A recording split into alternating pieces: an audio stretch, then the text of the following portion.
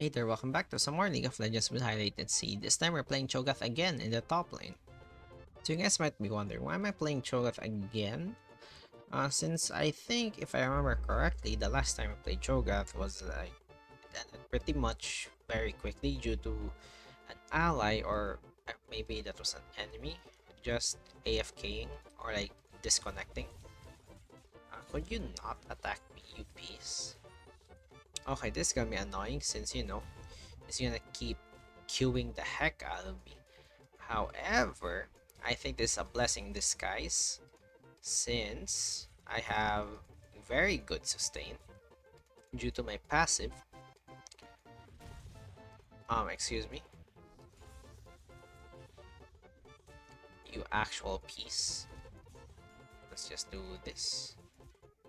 You know what I like about Cho'gath? His passive allows you to sustain very well in lane, especially due to the fact that his passive is pretty much simple. Every time I kill a unit, it restores a flat amount of HP and health, which is pretty good given Cho'gath is basically a tank. You actual piece. Okay. So yeah, it's if I just CS properly, I can theoretically sustain a lot. Like I can sustain almost the entire laning phase if I just keep on hitting minions properly. Let's just do that. Oh wow. So Cho'gath, I think Cho'gath needs a lot of work. Like design, like his gameplay is pretty much straightforward. Do that. Like his gameplay is pretty much straightforward. I think I'm gonna get ganked here. Yep. I'm not gonna flash. I'm not even gonna flash. Alright, I should have expected that, but oh well. I'm just gonna stick with buying you and TPing here. Oh yeah, he's still staying. What the heck?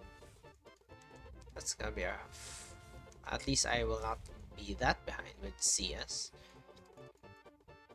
So yeah, Cho'gath is very interesting. Like he needs like his design, his kit overall is pretty much straightforward. Like he's a tank that grows in size, but his place in the meta is really not that much. What do you call this? It's not that much well versed yet. Since what do you call this? Since obviously there are a lot more champions which outshine him as a tank, and his idea of just eating, maybe sometimes it can be one-sided. Like sometimes it's pretty unfair, like a tank dealing a lot of damage. Like it's the idea of it is pretty much unfair, but somehow I'm not really sure that it categorizes as unfair since but for me I don't think a tank should deal this much damage, especially what they call this, especially if you're a tank, since but you know what's pretty weird as well, some people don't even build cho'gath as a tank. Some people, I think it's more viable for cho'gath to be built as AP mage, since all of his skills, like even his ultimate, let's just do this, like all of his skills is pretty much grounded in being able to deal a lot of magic damage. So overall, he deals a lot of magic damage.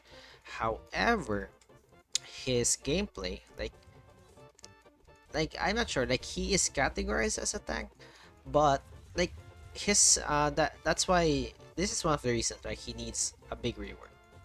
His identity is like he has a misidentity. Like you don't know if where he fits. Like that's one big problem. If you don't know where exactly he fits in the meta, like he doesn't have a critical role, a critical role, that means excuse me, could you not? Like if he doesn't have that defining role in the meta, that means his kit or like his role is pretty much outdated. or like pretty much not in the meta anymore. Okay, you're lucky. You're a lucky piece. Let's do this. Let's just clear the wave.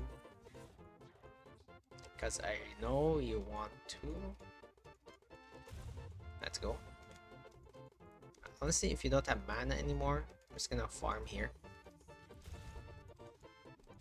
Let's actually go. Uh, okay. You piece, come back here. I'm just gonna stay here until like Okay, Rek'Sai is at mid lane. This might be a good thing for me since okay, missing top lane, my friends. So yeah, last time I played cho'gath was I didn't really was able to play him that well since the game ended pretty quick. And speaking of games, one thing I like about League of Legends recently is how they what they call this, how they changed, or not really changed, more like how they implemented quality of life stuff, like the idea of being able to let's actually go being able to kill it. So close yet so far. So yeah, it's been a while. Like, I remember in the past when somebody DC'd, or when somebody was missing, or like just AFK, it would take you a long time to be able to disconnect, which is kind of sad, or kind of problematic in general. Oh man, since it will, it's not really enjoyable for most people, or like the team that have that missing teammate. However, right now, there are a lot of methods that League of or like the Riot community has done in order to mitigate those problems in general. Let's just try to destroy this. Excuse me. Okay then. Let's just try to clear this wave. So yeah, like I remember when it was first implemented, the early surrender, where instead of 20 minutes, people can surrender at 15 minutes, given that the entire team agrees, which is kind of nice, given that people really want that implemented. Afterwards, the Riot also implemented that you can forfeit earlier if an enemy, or like if an ally or one member of your team is DC'd or AFK at the start, ever since at the start of the game. So this is what do you call this? So it's kind of nice how they try to implement that. Let's just do this. Okay then. Uh, uh-huh. Okay. Do I even need help? Does that guy even need help? Let's just do this. I'm dead. What the heck? Okay, I need more armor.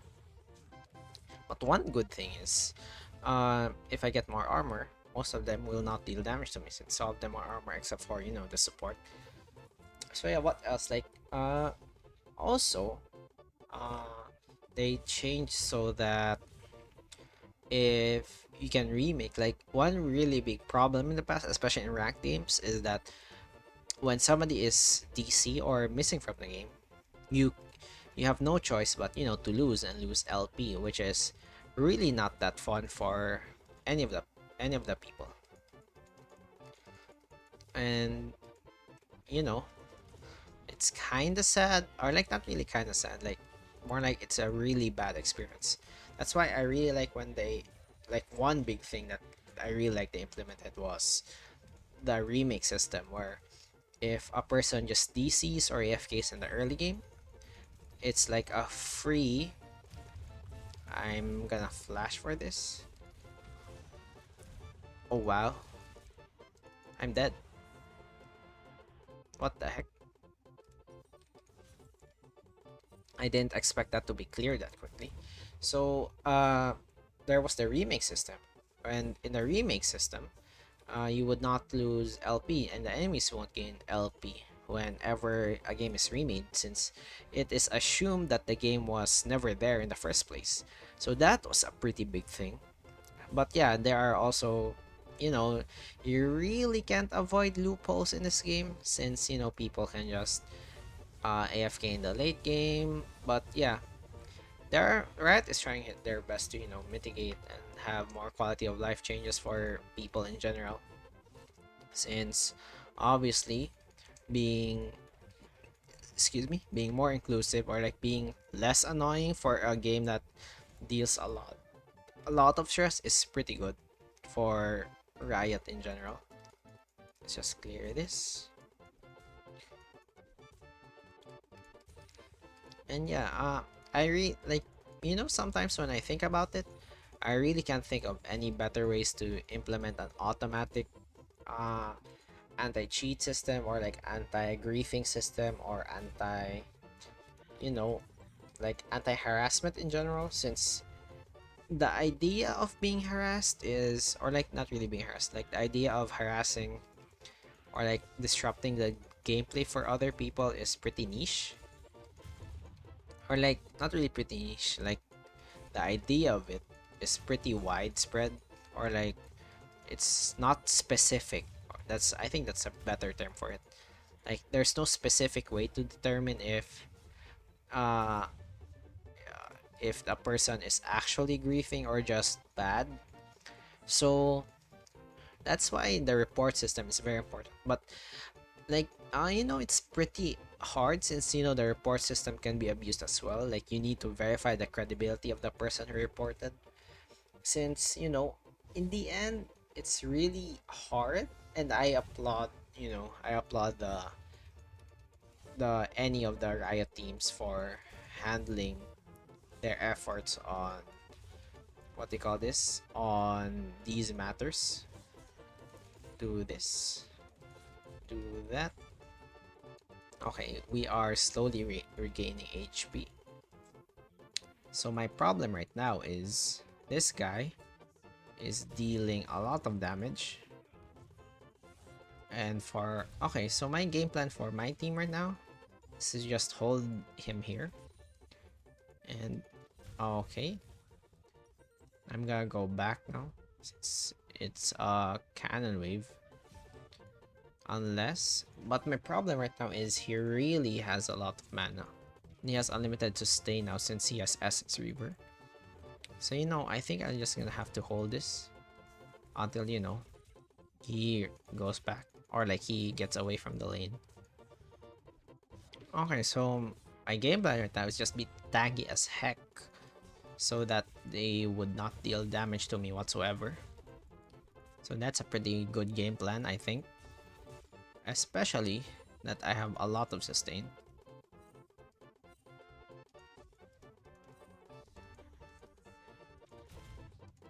Let's go. Let's just do this. And I'm getting pretty tanky right now.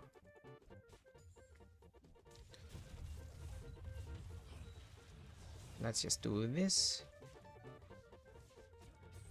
Okay, you piece. Eat. Okay, you're lucky. You're a lucky piece of crap right now. Let's just clear this wave. Okay. Let's go. Thank you for that, my friend. And that really helped me a lot. Thank you, Mastery. That guy was pretty annoying. I think we can destroy this tower, right? Thank you, thank you, thank you. Just gonna back off now. I'm gonna back. I'm just gonna stay at top lane since you know. Actually, oh frick. I'm gonna run away now.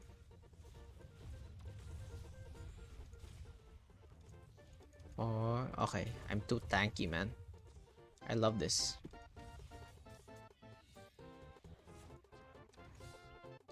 I'm loving this tankiness power right now.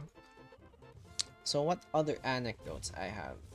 So I'm not sure if I said this in the video recently, but I recently, what do you call this? Finished or like I recently played uh a They Are Billions like game, like Alien Marauders. I'm not sure if I said it in a previous video, but basically I was able to uh find a game that is similar to you actual piece.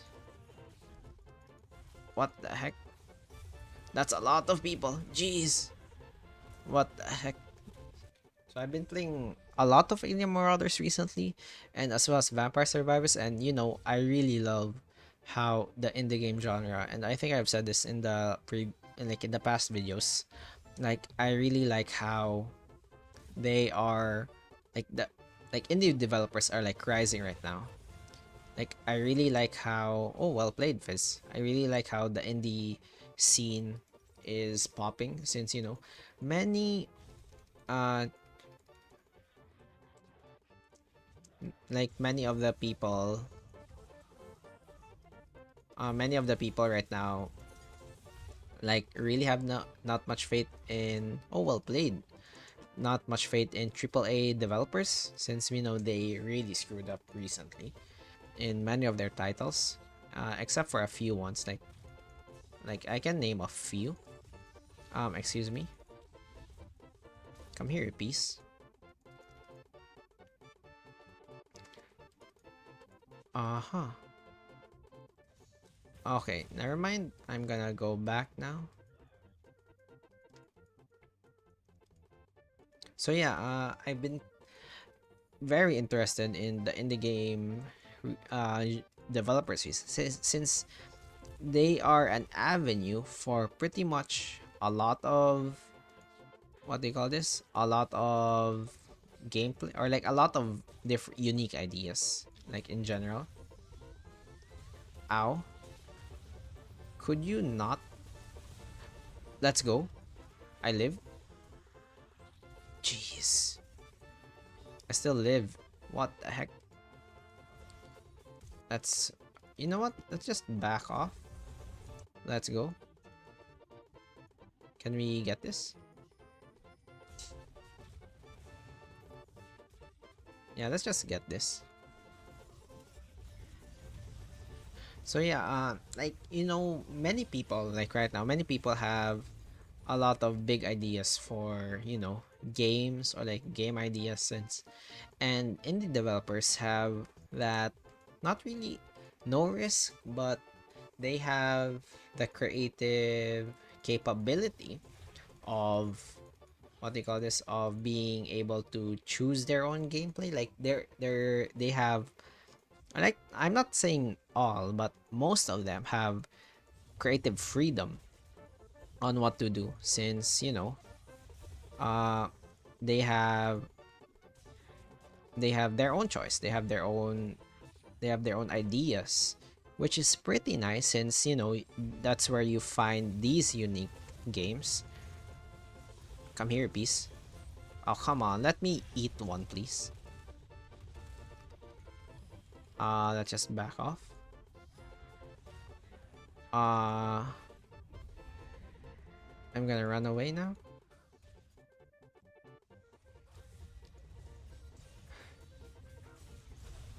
Okay.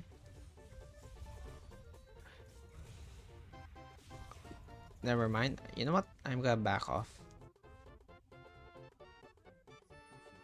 Oh, come on, man. You really wanna push my top lane that much?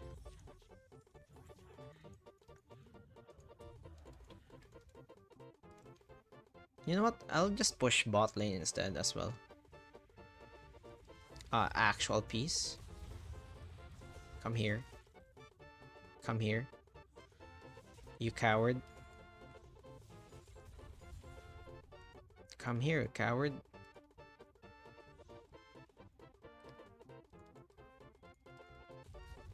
Let's go.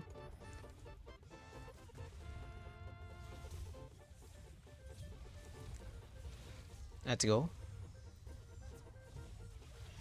Let's go. Get baited, son. I'm too tanky for y'all.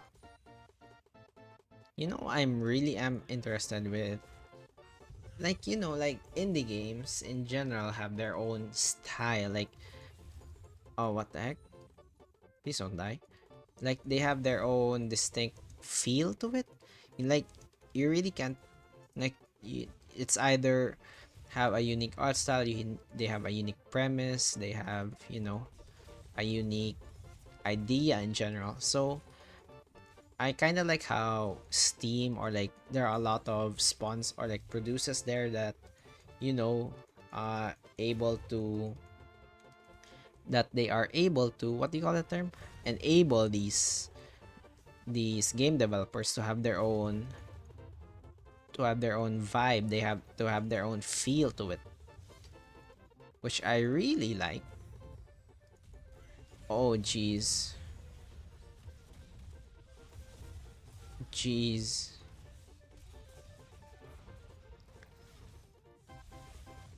Okay, you piece. Oh wow. Okay, at least Master Yi killed one guy there.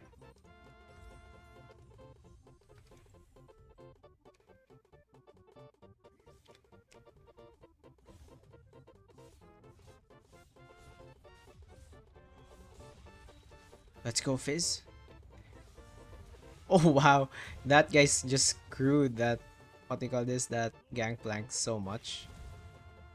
Is he dead? Man, he's still alive. Oh wow, you fool, you actual fool, you went back.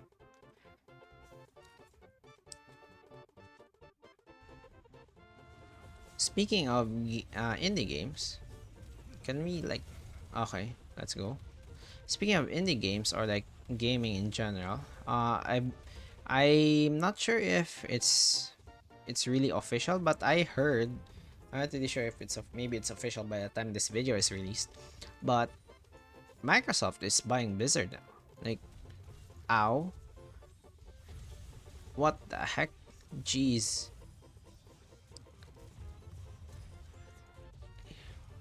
Um, what the heck? What's happening? You piece, I'll save you. Okay, never mind. You don't need saving.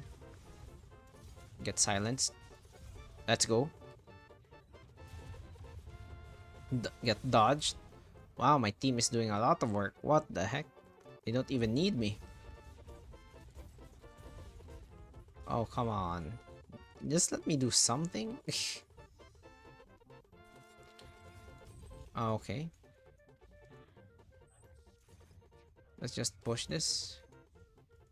Why am I tanking? Excuse me. Let's go. Let's just push this. Somebody help me push this. So yeah, I'm not really sure what that means for Blizzard right now, like Microsoft's buying Activision Blizzard, but Microsoft has a lot of companies under their name now. They have Mojang, they have, I'm not really sure on much, but could that mean, is that maybe a good news for StarCraft 2 or Blizzard games in general? Because you know, Blizzard right now doesn't really have a good track record. Like Overwatch 2 here, Warcraft Reforged, it went pretty badly. So I think a new management, or like not really new management, like a new step forward, or like a new path forward, could allow Blizzard IPs to, you know, have a change, since you know, I'm not really sure whether it can be better or for worse. But honestly, for me as a longtime Blizzard fans from the past, I really am hopeful on what it means for the future of Blizzard, since I really want something to happen good, since you know, Blizzard was a pretty good company. Like, they released Warcraft 3, StarCraft, they released Diablo, they released World of Warcraft. They really have a good set of games. Like most of their games are esports worthy, or are what they call this, game of the year worthy. Like they pioneered, or not really pioneered, like StarCraft pioneered the growth of esports, especially in certain areas, in certain parts in the world. In addition, World of Warcraft also normalized online gaming. Like it became so widespread that online gaming became so popular. Excuse me. Could you not? Okay, you piece. Come here, you piece. Let's go. Come here.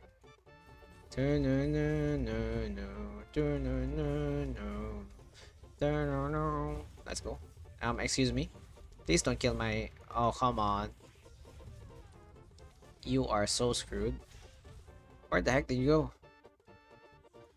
What the heck? Ah, you're lucky. You're lucky. You're lucky piece. Okay, wait. The enemy agreed to surrender. What the heck? Anyway, well played. Well played. Nice game. Anyway, I think I'm gonna earn the Master E for that. Anyway, that was another game of League of Legends with high latency. Hope you enjoyed it. Click that like button if you did. Subscribe for more. Put out comment. It helps in our algorithm. I'll see you next time. See ya.